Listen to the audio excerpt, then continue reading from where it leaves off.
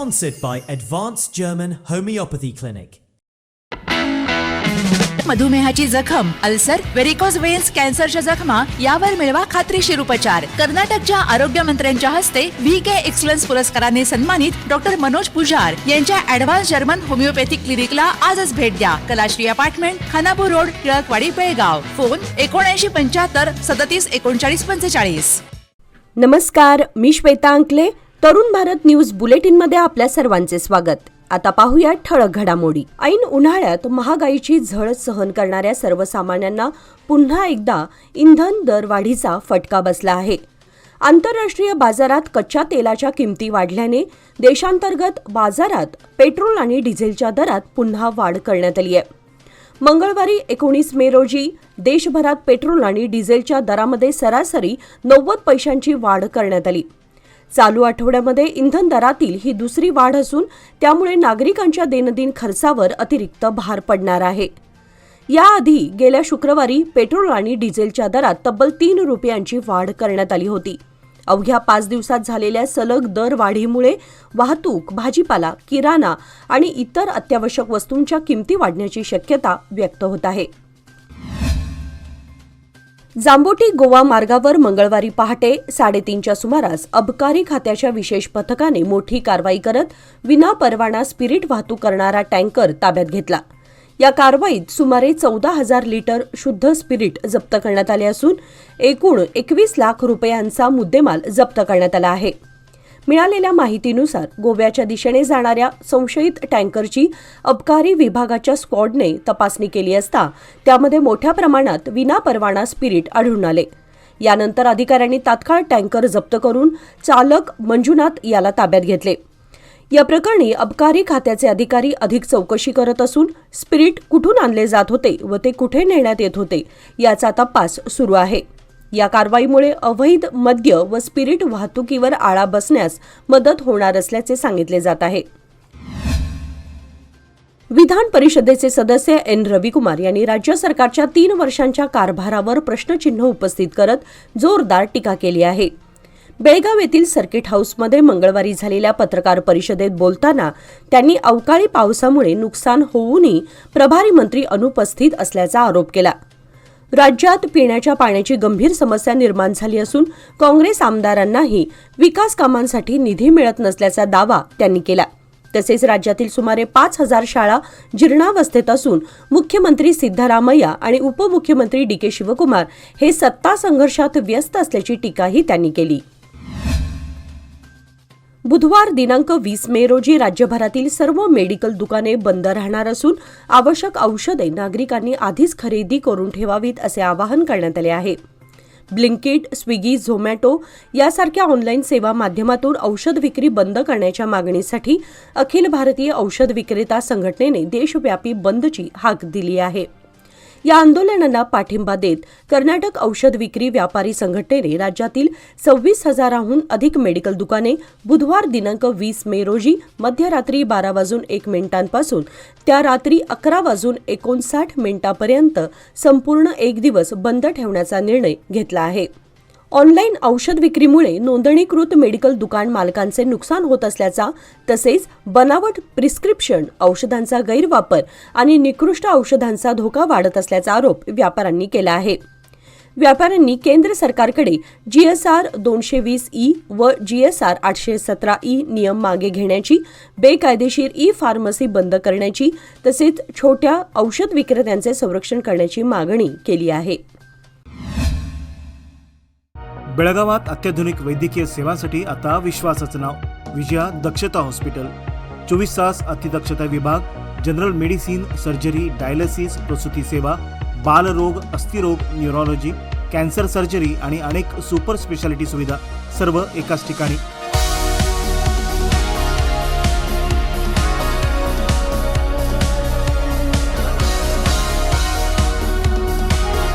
अनुभवी डॉक्टर, आधुनिक तंत्रज्ञान आणि रुग्णांसाठी मनापासून सेवा. सर्व प्रमुख विमा आणि सरकारी योजना स्वीकारल्या जातात. आजच भेट द्या. खानापूर रोड, 3ऱ्या रेल्वे गेटजवळ, रेल्वे ओव्हरब्रिजच्या खाली, टिळकवाडी, बेळगाव. संपर्क 7353641444. विजया दक्षता हॉस्पिटल, आपल्या आरोग्याची दक्ष काळजी. शिवानंद निलन्नवर यांच्या विरोधात समोर आलेल्या बहुकोटी गुंतवणूक फसवणूक प्रकरणासंदर्भात जिल्ह्यातील कागवाड पोलीस ठाण्यात मंगळवारी पहिली खासगी तक्रार दाखल करण्यात आली आहे. कृष्णा अप्पन्ना अपराज या गुंतवणूकदाराने तक्रार दाखल करून 36% व्याज देण्याचे आमिष दाखवून आपल्याकडून 5 लाख रुपयांची गुंतवणूक करून फसवणूक केल्याचा आरोप केला आहे. तक्रारीनुसार एप्रिल महिन्यात टप्प्याटप्प्याने 5 लाख रुपयांची रक्कम शिवम असोसिएट्स संस्थेमध्ये गुंतवण्यात आली होती. मात्र ठेवीवर आश्वासन दिल्याप्रमाणे व्याज तसेच मूळ रक्कम परत न देता फसवणूक करण्यात आल्याचे नमूद करण्यात आले आहे. या बहुकोटी फसवणूक प्रकरणाची चौकशी सध्या सीआयडीकडून सुरू असतानाच शिवानंद निलन्नावर विरोधात दाखल झालेले हे पहिले अधिकृत प्रकरण ठरले आहे. कागवाड पोलीस ठाण्यात गुन्हा नोंदवण्यात आला असून पुढील तपास सुरू आहे. बेळगावातील रेल्वे प्रवाशांचे अनेक वर्षांपासूनचे स्वप्न अखेर मंगळवारी पूर्ण झाले असून बेळगाव सिकंदराबाद नवीन साप्ताहिक रेल्वे सेवेचा शुभारंभ करण्यात आला. माजी मुख्यमंत्री तसेच बेळगाव लोकसभा मतदारसंघाचे खासदार जगदीश शेट्टर यांच्या हस्ते या रेल्वेला हिरवा झेंडा दाखवण्यात आला. या प्रसंगी बोलताना शेट्टर यांनी सांगितले की बेळगाव, हैदराबाद व सिकंदराबादला जोडणाऱ्या 3 नवीन रेल्वे गाड्या आठवड्यातून 3 वेळा धावणार आहेत, ज्यामुळे व्यापारी, विद्यार्थी व प्रवाशांना मोठा दिलासा मिळणार आहे. गेल्या 2 वर्षांपासून या सेवेसाठी केंद्र सरकारकडे सातत्याने पाठपुरावा करण्यात आला होता. पंतप्रधान नरेंद्र मोदी, रेल्वे मंत्री अश्विनी वैष्णव व केंद्रीय राज्यमंत्री व्ही सोमन्ना यांच्या सकारात्मक प्रतिसादामुळे ही सेवा सुरू झाल्याचे त्यांनी नमूद केले. विजयपूरचे माजी आमदार दिवंगत आर कल्लूर दाम्पत्याच्या 5व्या पुण्यस्मरणानिमित्त येत्या 21 मे रोजी सकाळी 10:30 वाजता राणी चन्नम्मा मंगल कार्यालयात विशेष समारंभ आयोजित करण्यात येणार आहे. या संदर्भात सहकार क्षेत्रातील ज्येष्ठ नेते मल्लिकार्जुन लोनी यांनी माहिती दिली असून दिवंगत आर कल्लूर व त्यांच्या पत्नी मीनाक्षी कल्लूर हे आदर्श राजकारणी व दाम्पत्य असल्याचे त्यांनी सांगितले. कार्यक्रम सुत्तूर मठाचे डॉक्टर श्री शिवरात्री देशिकेंद्र महास्वामी यांच्या सानिध्यात होणार असून माजी मुख्यमंत्री डॉक्टर वीरप्पा मोईली यांच्या हस्ते उद्घाटन होणार आहे. या कार्यक्रमास मंत्री डॉक्टर एम बी पाटील, एच के पाटील, दिनेश गुंडूराव यांच्यासह मान्यवर उपस्थित राहणार असून आमदार यशवंतराय गौडा पाटील अध्यक्षस्थान भूषवतील. बेळगाव तालुक्यातील कंगराळी बुद्रुक येथे सोमवार दिनांक 18 मे रोजी सकाळी एका ट्रक चालकाचा मृतदेह ट्रकमध्ये आढळून आल्याने परिसरात खळबळ उडाली. गजानन वामन हुरुडे वय 45 असं मृत व्यक्तीचं नाव आहे. मिळालेल्या प्राथमिक माहितीनुसार गजानन हुरुडे यांनी रविवारी रात्री आपला ट्रक कलमेश्वर कोऑपरेटिव्ह सोसायटीसमोर उभा करून त्यामध्ये झोपी गेले होते. सोमवारी सकाळी ते ट्रकमध्ये बेशुद्ध अवस्थेत आढळून आले. स्थानिक नागरिकांनी याची माहिती पोलिसांना दिल्यानंतर काकती पोलीस ठाण्याचे अधिकारी घटनास्थळी दाखल झाले. पोलिसांनी पंचनामा करून मृतदेह ट्रकमधून बाहेर काढत शवविच्छेदनासाठी शवागारात पाठवला. गजानन हुरुडे यांच्या मृत्यूचं नेमकं कारण अद्याप स्पष्ट झालं नसून काकती पोलीस पुढील तपास करत आहेत. या घटनेमुळे परिसरात हळहळ व्यक्त होत आहे. झोपडपट्टी विकास मंडळाच्या घरकुल योजनेमध्ये बोगस कागदपत्रांच्या आधारे कोट्यवधी रुपयांचा निधी हडप केल्याचा प्रकार उघडकीस आला असून लोकायुक्तांनी कार्यालयावर छापा टाकून मोठी कारवाई केली. या योजनेअंतर्गत 600 घरांची निर्मिती दाखवण्यात आली होती. मात्र अनेक लाभार्थ्यांनी स्वतःच्या खर्चातून घरे बांधल्याचे तपासात समोर आले आहे. तरीही अधिकाऱ्यांनी कंत्राटदारांशी संगनमत करून खोटे दाखले तयार केल्याचा आरोप आहे. लोकायुक्तांनी मुख्य कार्यालयासह कंत्राटदार व सहाय्यक अभियंत्यांच्या ठिकाणी छापे टाकून बँक व्यवहार नोंदी व संशयास्पद कागदपत्रे जप्त केली आहेत. या प्रकरणाचा तपास अधिक व्यापक करण्यात आला असून आणखी वरिष्ठ अधिकारी व मध्यस्थांचा सहभाग असण्याची शक्यता तपासली जात आहे. शिवम असोसिएट्स संस्थेच्या बहुकोटी फसवणूक प्रकरणाची चौकशी राज्य सरकारने अधिकृतपणे सीआयडीकडे सोपवली असल्याची माहिती जिल्हा पालक व सार्वजनिक बांधकाम मंत्री सतीश जारकिहोळी यांनी दिली. माध्यमांशी बोलताना त्यांनी सांगितले की हे प्रकरण सीआयडीकडे देण्यात आले असून चौकशी पूर्ण करून अहवाल सादर झाल्यानंतरच घोटाळ्याचे संपूर्ण सत्य आणि अचूक माहिती समोर येईल. या प्रकरणाचा कोणताही राजकीय संबंध नसल्याचे स्पष्ट करत मंत्री जारकिहोळी यांनी हे प्रकरण जनतेच्या आर्थिक फसवणुकीशी संबंधित असल्याचे सांगितले. बेकायदेशीररित्या पैसे गोळा करून लोकांची फसवणूक करण्यात आल्याचे त्यांनी नमूद केले. पोलिसांनी त्यानुसार कारवाई केली असून यात कोणताही राजकीय हस्तक्षेप नसल्याचेही त्यांनी स्पष्ट केले.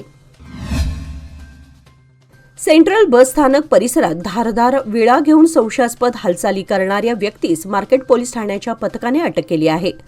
आरोपी जायप्पा जिवाळू लमानी वय 55 असं त्याचं नाव आहे.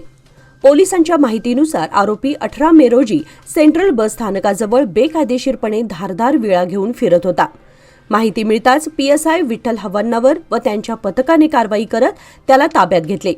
त्याच्याकडून धार लावलेला विळा जप्त करण्यात आला असून मार्केट पोलीस ठाण्यात गुन्हा नोंदवण्यात आलाय. या प्रकरणी भारतीय शस्त्र कायदा व KP कायदा अंतर्गत गुन्हा दाखल करून पुढील तपास सुरू आहे.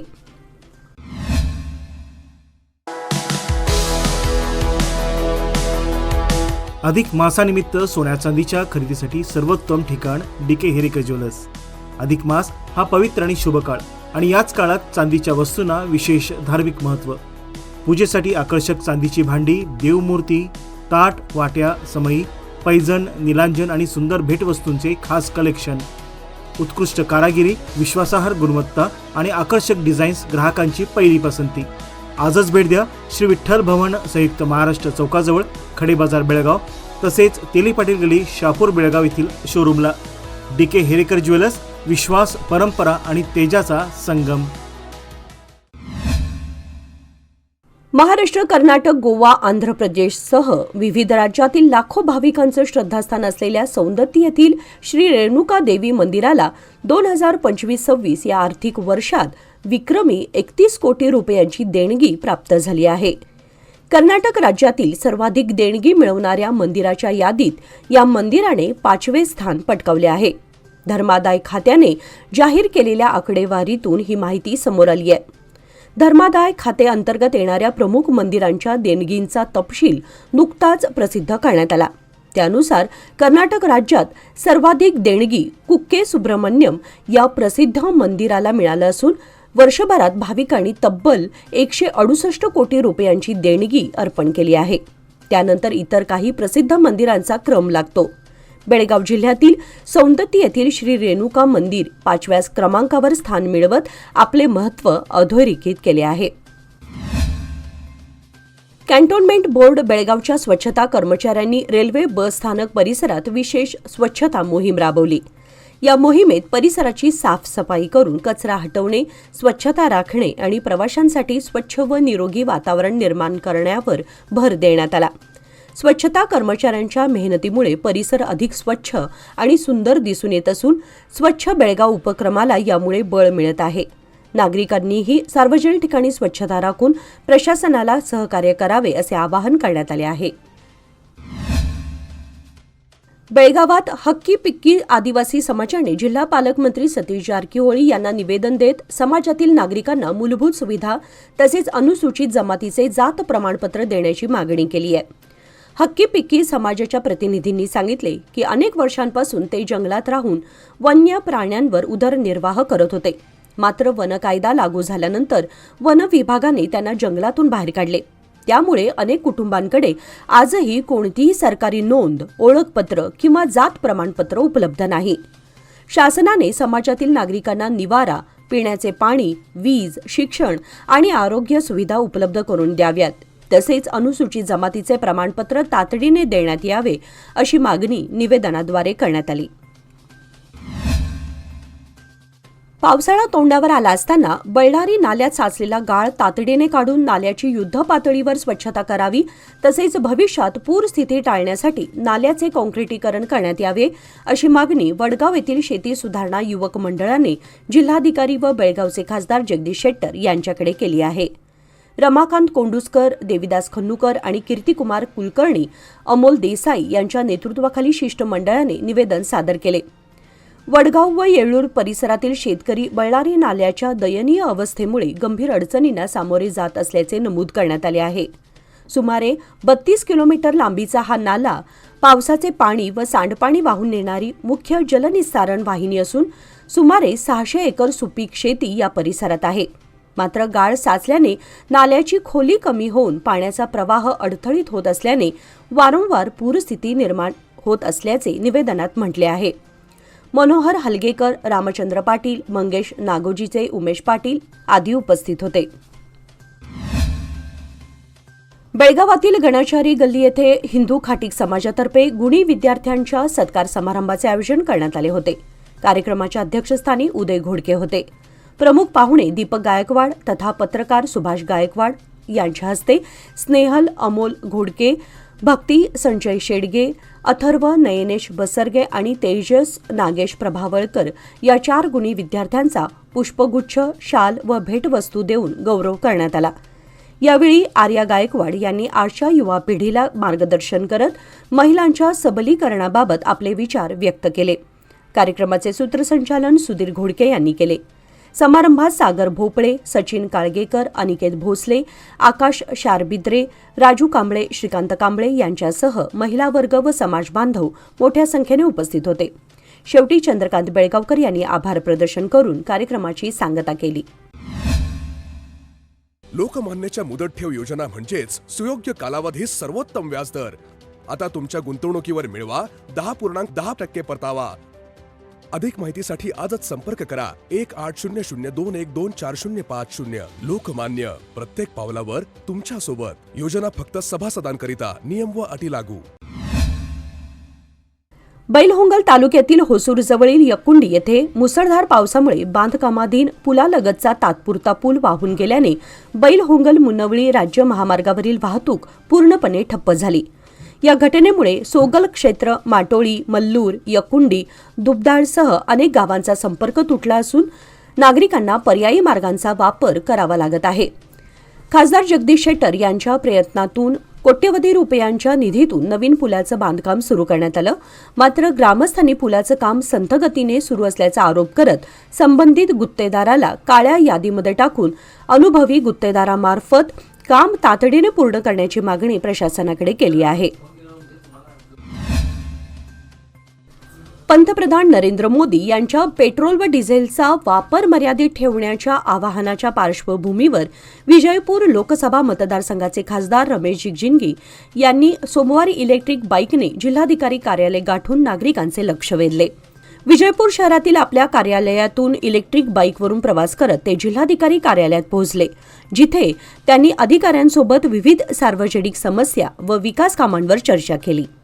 यावेळी त्यांनी इंधन बचत व पर्यावरण संरक्षणासाठी नागरिकांनी शक्य तितका इलेक्ट्रिक वाहनांचा वापर करावा असे आवाहन केले. पेट्रोल डिझेलच्या वाढत्या किमतींच्या पार्श्वभूमीवर पर्यायी इंधन व विद्युत वाहनांचा वापर काळाची गरज असल्याचे त्यांनी सांगितले. निपाणी मुरगुड मार्गावर पेट्रोल पंपाजवळ सोमवारी दुपारी 3:30च्या सुमारास 2 दुचाकींची धडक होऊन अपघात झाला. या अपघातात गंगाराम नानासो पाटील वय 25 हा युवक गंभीर जखमी झाला. त्याला तातडीने 108 रुग्णवाहिकेतून निपाणीतील महात्मा गांधी रुग्णालयात दाखल करण्यात आले. मात्र प्रकृती चिंताजनक असल्याने त्याला पुढे CPR रुग्णालयात हलवण्यात आले. या घटनेचा अधिक तपास निपाणी शहर पोलीस ठाण्याचे उपनिरीक्षक शिवानंद कारजोळ करत आहेत. राज्यभर बुधवार दिनांक 20 मे पासून पुकारण्यात आलेल्या परिवहन कर्मचाऱ्यांच्या बेमुदत संपाला कर्नाटक हायकोर्टाने अंतरिम स्थगिती दिली आहे. त्यामुळे बुधवारपासून होणारा राज्यव्यापी संप तात्पुरता थांबला आहे. न्यायमूर्ती सूरज गोविंदराज आणि के मनमथराव यांच्या सुट्टीकालीन खंडपीठाने परिवहन संघटनांच्या संयुक्त कृती समितीला संप न करण्याचे आदेश दिले. तसेच परिवहन मंत्र्यांसोबत चर्चा करून तोडगा काढण्याच्या सूचनाही न्यायालयाने दिल्या आहेत. संपाच्या पार्श्वभूमीवर राज्यातील बस सेवा विस्कळीत होण्याची शक्यता व्यक्त केली जात होती. मात्र हायकोर्टाच्या आदेशामुळे प्रवाशांना मोठा दिलासा मिळालाय. या प्रकरणी पुढील सुनावणी गुरुवारी होणार आहे. यरनाड तालुका निपाणी येथील डोंगराळ भागात पुन्हा गव्यांचा वावर वाढत चालल्याने ग्रामस्थांमध्ये भीतीचं वातावरण पसरलं आहे.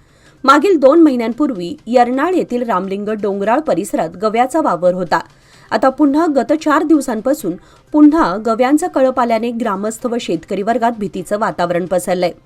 तरी वन विभागाने गव्यांचा त्वरित बंदोबस्त करावा अशी मागणी येथील ग्रामस्थातून होत आहे. विजयपूर जिल्ह्यातील इंडी तालुक्यात आलेल्या जोरदार वादळामुळे सावळसंग वनक्षेत्रातील 2000हून अधिक झाडे जळून खाक झाली. सावळसंग डोंगर परिसरात मैत्रा वायू कृष्णा लिमिटेड या खासगी कंपनीकडून पवनचक्कीद्वारे वीज निर्मिती केली जाते. तसेच येथून वीज वाहिन्या वनक्षेत्रातून जातात. जोरदार वारा आणि पावसामुळे विद्युत प्रवाहाचा स्पर्श होऊन मोठ्या प्रमाणात झाडांचं नुकसान झाल्याचं सांगण्यात आलं. या घटनेमध्ये अनेक पक्षी व वन्य प्राणी मृत्युमुखी पडले असून पक्ष्यांची घरटीही जळून खाक झाली आहेत. या प्रकरणी वन्यजीव संरक्षण कायद्याअंतर्गत गुन्हा दाखल करण्यात आला असून इंडी वन विभागात नोंद करण्यात आली आहे. घटनास्थळी उपविभागीय वन अधिकारी शिवरुद्रप्पा कबाडगी यांनी भेट दिली. अग्निशमन दलाच्या मदतीने आग नियंत्रणात आणण्यात आली. याचबरोबर आजचे बातमीपत्र इथे संपले. अधिक माहिती आणि ताज्या घडामोडींसाठी पाहत रहा तरुण भारत न्यूज चॅनल. तसेच आमच्या चॅनलला लाईक, शेअर आणि सबस्क्राईब करायला विसरू नका. आणि विश्वासार्ह बातम्यांसाठी दररोज वाचा दैनिक तरुण भारत. धन्यवाद.